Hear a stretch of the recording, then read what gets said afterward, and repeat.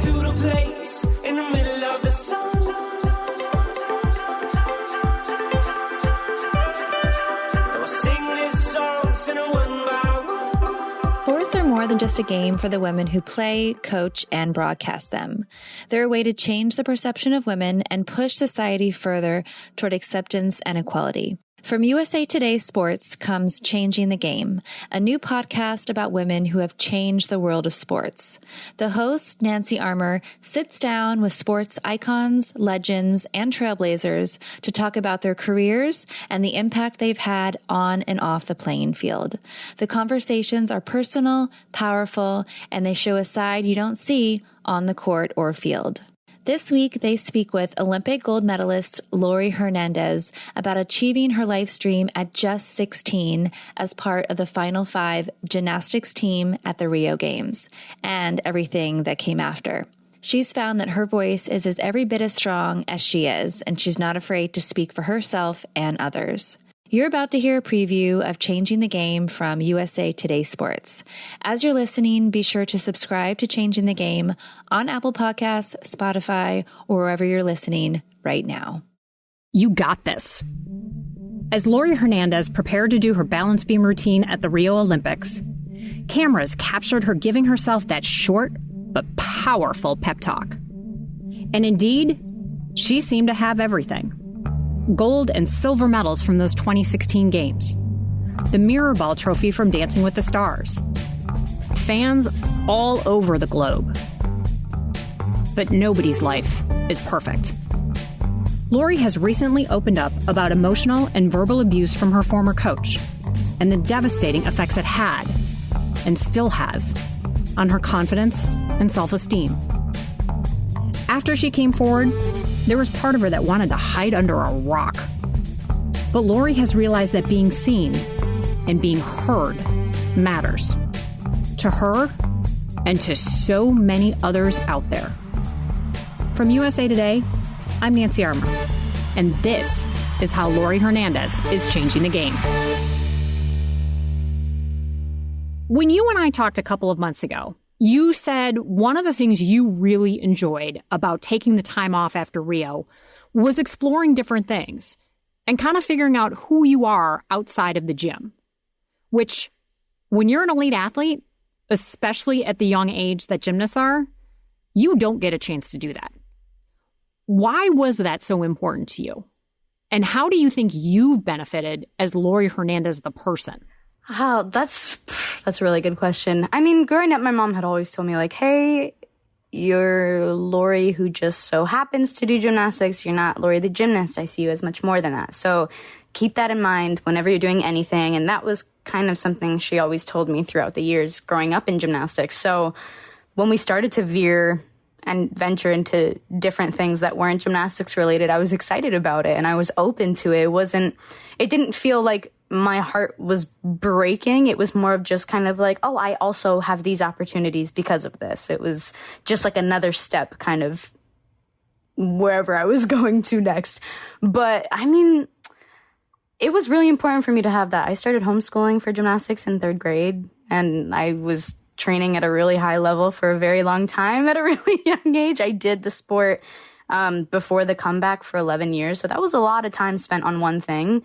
And I was just excited to do anything and everything that came my way. I think that was important for me. Do you sympathize with the athletes who say when they stop competing that they're like, I don't know who I am. Oh my gosh, yeah. I don't know what to do with myself because this has been my entire life. Yes, absolutely. I mean, I think that's also a really big reason as to why I came back was like, I have a plethora of reasons, but of course one of them being like, oh man, I miss it. I want to do it again.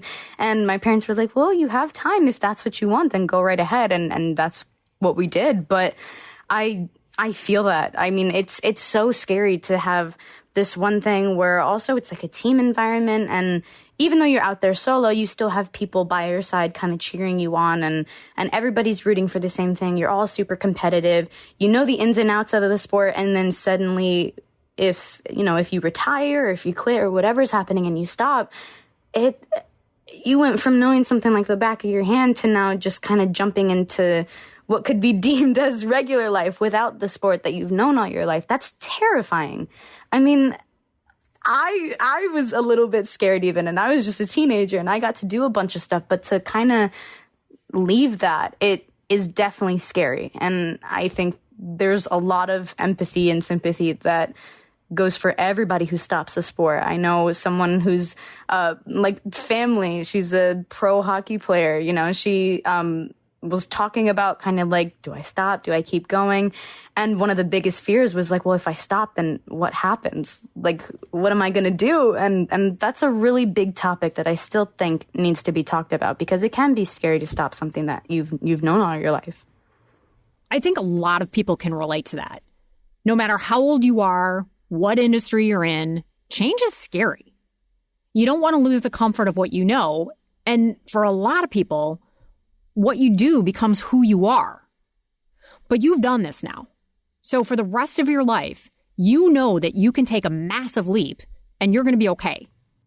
Yeah. I mean, I think the mindset that's been really helpful was like, okay, you spent all this time learning the ins and outs of gymnastics. You know how your body works. You know how these skills work. You know what they're called. You know their start value. You know the people in the sport. You know everything about it. So it's kind of like rereading a book that you've already read and that you've loved. Like, you start at the beginning and maybe you've forgotten some details. However, you know how it's going to end. Like, there's comfort in knowing everything that's happening. So I think it's kind of that same concept of like, you look back on the thing that you're submerged into, whether that's gymnastics or any other sport or hobby or job. You know it like the back of your hand. You know how it works.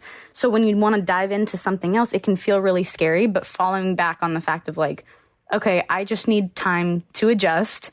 And if I can give myself time, if I have an open mindset, and if I can just be patient and be willing to make mistakes, then whatever new environment I'm thrown in, I'll be able to learn it just as I did with gymnastics, and I'll be able to find a family kind of everywhere.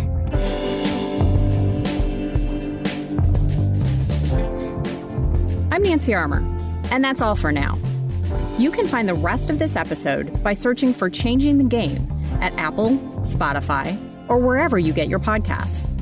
We'll also have all of the episodes at changingthegame.usatoday.com, as well as other content from the show.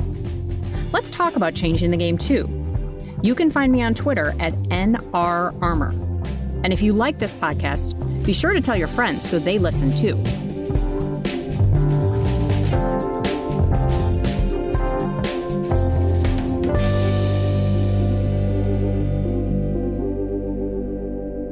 That was a preview of Changing the Game from USA Today Sports. Be sure to subscribe to Changing the Game on Apple Podcasts, Spotify, or wherever you're listening right now.